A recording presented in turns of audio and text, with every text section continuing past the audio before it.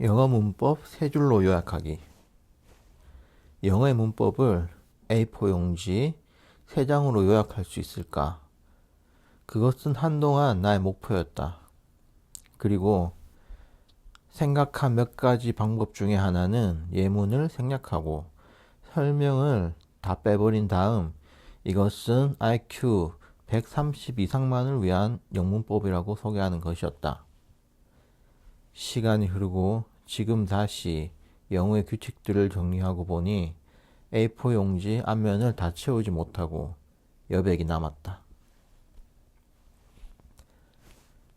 단어와 문법을 알면 영어 문장을 만들 수 있을까? 그렇지 않은 것 같다. 문법은 인식의 틀이다. 영어를 바라보는 하나의 창이다. 창이 하나뿐인 집에 사는 것은 그다지 유쾌한 일은 아니다. 이사를 온 지 10년 만에 벽지 뒤에 숨겨진 창문을 발견한다면 그것은 행운일까?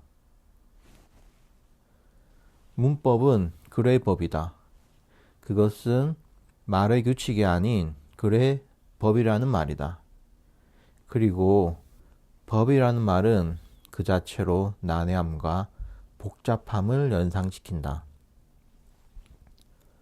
한때 영어가 글로만 존재하던 시절, 문법이라는 이름은 이상하지도 어색하지도 않았다. 하지만 지금은 바야흐로 영상의 시대가 아닌가. 필요한 것은 글의 법이 아닌 말의 규칙이다. 인풋 대비 아웃풋이 충분하지 않다면 그것은 더 이상 사람의 문제가 아니다. 그것은 더 이상 사람의 문제가 아니라 시스템의 오류이다. 10사람이 10년의 시간을 들여 노력하였지만 그중 한 사람만이 원하는 결과를 얻을 수 있었다면 이 시스템의 오류는 확정적이다. 필요한 것은 말의 규칙이다. 그것은 이미 쓰여진 글에서 찾아낸 글의 법칙과는 아주 다르다. 말은 즉흥적이며 찰나에 사라진다. 그것에 적용되는 규칙은 아주 간단할 필요가 있다. 음악적으로 비유하자면 반음을 모두 빼어버린 펜타토닉 스케일과 유사하다. 도, 레, 미, 솔, 라. 영어의 규칙을 세 문장으로 정리하면 이렇다. 영어는 주어, 동사, 주어, 동사, 주어, 동사의 연속이다. 2. 전치사는 서술어처럼 쓰인다. 3. 영어는 주어가 동사하지 않는다. 주어가 동사하는 것은 1형식의 문장이다. 주어, 동사, 주어, 동사가 2번 반복된다면 그것은 5형식 문장이 된다. I want you to go. 이와 같은 문장도 주어 동사가 2번 반복되는 문장이다. 반복되는 주어 동사 사이에는 이꼴의 관계가 성립한다. 이꼴의 관계를 쉽게 이해하는 방법은 원숭이 엉덩이는 빨개, 빨간 것은 사과, 사과는 맛있어, 맛있는 것은 바나나. 이 노래를 불러보는 것이다. 이 노래에서 원숭이 엉덩이, 빨강, 사과, 바나나, 기차 등은 모두 이꼴의 관계로 연결되어 있다. 만약 문장에서 같은 주어가 연속적으로 반복된다면 뒤에 나오는 주어는 생략이 가능하다. 주어, 동사, 동사, 동사. I would like to go fishing. 이 문장은 의미적으로 I would, I like, I to go, I fishing이다. 내가 선택하고, 내가 좋아하고, 내가 가고, 내가 낚시하는 것이다. 동사의 종류. 동사는 그 의미에 따라서 크게 세 가지로 나눌 수 있다. be, get, do. be는 있는다는 의미이고 get은 변한다는 의미이다. 없는 상태에서 있는 상태로 변할 때 우리는 get을 사용할 수 있다. 그리고 do는 어떤 사건이 발생함을 나타낸다. 3형식 문장과 2형식 문장. I ate an apple. 이 문장에서 an apple이 두 번째 나와야 할 주어 동사를 대체하고 있다. 그 이유는 주어 동사 I ate과 목적어 an apple의 관계에 있다. I ate과 an apple은 equal의 관계이다. 이 점은 2형식 문장에서도 마찬가지이다. I am equal happy에서도 마찬가지이다. 이렇게 본다면 2형식 문장과 3형식 문장은 본질적으로 서로 구조가 다르지 않다. 영어에는 두 가지 시제가 있다. 현재와 과거. 이것을 이해하는 것은 틀리지 않고 영어 문장을 만들 확률을 12분의 1에서 2분의 1로 비약적으로 높여준다. 미래 시제는 존재하지 않는다. 이 말이 미래를 표현할 수 없음을 의미하지는 않는다. 미래를 표현하는 데에는 여러 가지 방법들이 존재한다. will, going, ing, to be 이 모든 것은 각각 미래를 표현하는 서로 다른 방법들이다. 내일 비가 올 것 같다는 미래의 의미를 오늘 왜 이리 무릎이 쑤시지라고 현재의 시제로 표현할 수도 있다. 동사의 3단 변화. 이 부분은 잘못 깨어진 단추의 대표적인 예이다. 이것을 풀지 않고는 옷을 제대로 입을 수가 없다. 먼저 동사의 원형을 R이라고 하고 그것은 시간 속에서 이루어지는 하나의 움직임이라고 생각해보자. 아직 동작이 시작되기 전이라면 우리는 to 플러스 동사 원형의 상태에 있다. 그리고 지금 동작이 이루어지고 있는 중이라면 ing 동작이 이미 완료된 후라면 ed의 상태가 된다. 이것은 하나의 동사가 가질 수 있는 세 가지 상태, 즉 모양이다. 동사의 활용. 영어 문법 책의 80 또는 90% 이상은 동사에 관한 내용이다. 시제, 동사의 3단 변화 등도 모두 동사의 활용의 일부분이다. 동사를 V라고 표현했을 때 시제는 현재 시제는 V, 과거 시제는 VED, 그리고 주어가 3인칭 단수일 때 붙는 S는 명사의 복수형에 붙는 그 S와 같다. 단수와 복수의 구별. 이보다 조금 더 나은 better idea는 특정되지 않는 어느 하나의 경우와 좀 더 일반적인 경우로 구분하는 것이다. 나는 사과를 좋아한다. 이 말의 영어 표현은 I like apples 이다. I like an apple이 아니다. 당신은 설명할 수 없는 이유로 이것이 맞다는 것을 이미 알고 있지만 설명하자면 이렇다. 당신은 불특정의 어느 하나의 사과를 좋아하는 것이 아니라 일반적으로 사과를 좋아한다. 가정법 문장에서 was 대신에 were를 사용하는 이유도 가정법은 일반적인 서술이 아니라 한번 가정하는 것이기 때문이다. 훌륭한 배달 음식이 되려면 맛뿐만이 아니라 그 포장도 훌륭해야 한다. 하나의 문장을 만들 때 그 문장의 내용, 의미와 전달 방식, 포장을 함께 생각해야 한다. 영어 문장을 만들기가 어려운 이유 중에 하나가 이 부분, 포장과 내용을 우리가 명확하게 인식하고 있지 않다는 것이다. 예를 들어 우리말 먹고 싶다 이 문장은 먹는다는 내용을 싶다라는 포장에 담아서 전달한다.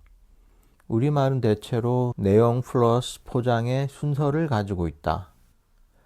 먹고 싶습니다는 문장은 먹는다는 내용을 싶다 플러스 습니다 높임의 이중의 포장지에 담아서 전달한다. 영어 문장은 반대로 포장 플러스 내용의 순서를 가지고 있다. I want to eat 이 문장에서 I want는 포장이고 to eat은 내용이 된다. I would like to eat 이 문장은 I would 즉 배려 like 좋아한다는 이중의 포장의 내용인 to eat이 결합된 문장이다. I want, I need, I like, I would like, I think, I'd rather, I wish, if 등은 모두 그런 포장, 재료의 일종이다. 전치사는 서술어처럼 쓰인다. A of B에서 A는 B에서 나온다. of의 의미는 나오다이다. to는 시간적, 공간적으로 앞을 향하는 그림이다. 시간적으로 쓰일 때를 to 부정사, 공간적으로 쓰일 때를 전치사라고 우리는 이전까지 불렀었다. 그리고 for의 의미는 앞이다. give cake to you 이 문장에서 cake은 너를 향해 가고 있지만 make cake for you 이 문장에서 cake은 당신 앞에 놓여 있다. 우리말 염두에 두다와 비슷하게 널 앞에 두고 만들었다는 의미이다. 여기에서 앞에 둔다는 말이 물리적인 의미를 뜻하는 것은 당연히 아니다. 무엇보다 영어에는 위하다 라는 말은 없다. before 앞에 있다는 의미가 되며 before의 반대말은 behind 뒤에 있다가 된다. 재미있는 점은 우리말 된소리와 비슷하게 of와 어원이 같은 of는 of보다 조금 더 센 느낌이라는 점이다. off에는 완전히 나와서 단절된 느낌이 더해진다. 비슷하게 to와 같은 어원인 too 역시 앞으로 향하는데 너무 많이 가는 느낌이다. Let it be, let it go, let me in. 이 문장들에서 let이 내버려 두는 대상은 그것이 있거나 그것이 가거나 내가 들어가는 상태이다. 이 세 개의 문장을 같은 구조로 볼 수 있다면 물론 여기에는 약간의 결단이 필요하겠지만 영어를 보는 새로운 시각이 생기게 된다.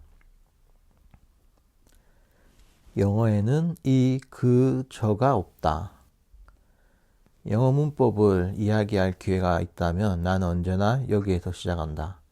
영어에는 이것, 그것, 저것이 없다. 일본어를 일주일만 배운 사람에게 이것, 그것, 저것이 일본어로 무엇인지 묻는다면 대답은 고래, 소래, 아래로 쉽게 나온다. 하지만 영어를 10년 이상 배워도 여기에 대한 대답은 명확하지 않다.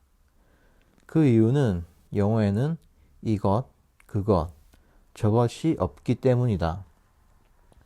명확하게 말하자면 영어는 사물을 그런 식의 관계로 인식하지 않는다. 그러면 뭐가 있어? 대부분의 경우 이런 질문이 뒤따른다. 하지만 중요한 것은 뭐가 있는 것이 아니라 그것이 없다는 사실이다. th와 wh로 시작되는 단어들에 대한 이야기는 다음에 기회가 생길 때 하기로 하겠다. 영어는 주어가 동사하지 않는다. 영어의 subject인 I는 말하는 내가 아니다. 사전에서 subject를 찾아보면 주체, 주인이라는 뜻과 동시에 대상, 피지배자라는 뜻이 함께 있다. 하나의 단어 안에 정반대의 의미가 함께 들어가 있는 것이다. 이 문제의 해결 방법은 의외로 간단하다. 영어는 주어가 동사하지 않는다는 것이다. 언어를 인형놀이에 비유하자면 인형을 가지고 노는 나, 즉 화자가 있고 서브젝트인 I 인형이 존재하는 것이다. 그리고 그 인형은 아무것도 하지 않는다. 무언가를 하는 것은 오직 화자인 나뿐이다. 영어에는 동사로 구분되는 품사가 없다. 우리말에서 동사는 동작 또는 작용의 의미를 지닌 품사이다. 성질 또는 상태의 의미를 가진 형용사와는 구분이 된다. 하지만 영어에서 verb는 그런 의미가 아니다. subject는 주체인 대상이다. 대상이라는 점에서 객체인 대상을 나타내는 object와 본질적으로 다르지 않다. 우리말에서 동사는 주동, 사동, 능동, 피동 또는 수동으로 구분이 된다. 먹이다에서 이는 먹다를 사동으로 만드는 접사이며 먹히다에서 희는 먹다를 피동 또는 수동으로 만드는 접사이다. 하지만 영어에는 이나 희 같은 접사가 없다. 주동, 사동, 능동, 피동의 구분이 없다. 먹다, eat과 먹이다, feed는 처음부터 다른 단어이고 남아있는 행위의 결과와 동작을 받는 수동태는 엄연히 다른 개념이다. 추론해 보건대 일본어에는 수동태 개념이 아주 강하게 있을 것이다. 영어는 명사 중심의 언어인가? 문법 책의 80, 90%가 동사에 관련된 내용인데 영어를 명사 중심의 언어라고 말할 수 있을까? 한국어 의존명사 것의 쓰임을 생각해 보면 한국어야말로 진정 명사 중심의 언어가 아닌가? 영어 문장의 핵심은 동사이다. 동사의 개수만큼 문장은 점점 길어진다. 문장에서 동사가 사용되는 가장 기본적인 형태는 우리가 알고 있는 사형식의 문장 구조이다. I give you. 여기에서 give의 진행 방향은 I에서 U로 향한다. I와 U가 동시에 모두 함께 있을 필요는 없다. 사형식의 문장 구조는 I gave you equal chocolate이다. 의문문과 명령문. I go는 확률 100%의 평서문이다. go라는 동사가 확정적으로 일어난다는 것은 동사 앞에 I가 있음으로 해서 정해진다. you도 마찬가지고 she도 마찬가지다. not go에서 not은 동사 go가 일어나지 않음을 말해준다. not 대신에 never, sometimes 등이 들어갈 수 있는 것은 당연하다. 사고를 조금 확장해서 유연하게 본다면 I would도 not 대신 not과 같은 구조로 들어간다고 볼 수 있다. I would go는 물론 더욱 확장시키는 것도 가능하다. 쓰여진 문장과 발화된 문장은 다르다. A, B, C, D, E 5개의 단어로 쓰여진 문장에서 D는 바로 앞에 C 또는 바로 뒤에 E와 관계를 맺고 있는 것처럼 보이기가 쉽지만 사실이 어떠하든 발화된 문장에서는 앞에 발화되어 사라져버린 A, B, C가 마치 어떤 하나의 의미 또는 단어처럼 D와 관계를 맺을 수 있음을 발견하기가 한결 쉽다. 그리고 A, B, C는 not의 자리에 들어갈 수 있다. 동사 앞이 비어 있다면 그 동사가 확정적이지 않다는 것을 말해준다. 쉽게 말하면 동사에 일어날 확률이 반반이라는 뜻이다. 그래서 의문문과 명령문을 만들 수 있다. had로 시작하는 가정법도 마찬가지이다. 가정은 하지만 실제로 일어나지는 않는다는 점에서 유사하다. 이 내용이 도움이 되었다면 후원으로 채널을 응원해 주실 수 있습니다. 영어 공부에서 문법은 영어를 바라보는 하나의 창이자 인식의 틀입니다. 오래된 창이 마음에 들지 않는다면 과감히 그것을 버리고 새로운 창을 내는 것도 좋은 선택이 될 수 있을 것입니다. 언어는 내가 가진 틀 중에서 가장 견고합니다. 그 틀을 깨고 나가는 것이 쉬운 일은 아닙니다. 하지만 데미안의 말처럼 태어나려는 자는 반드시 하나의 세계를 파괴해야 한다면 도전해 보시기를 추천드립니다. 감사합니다.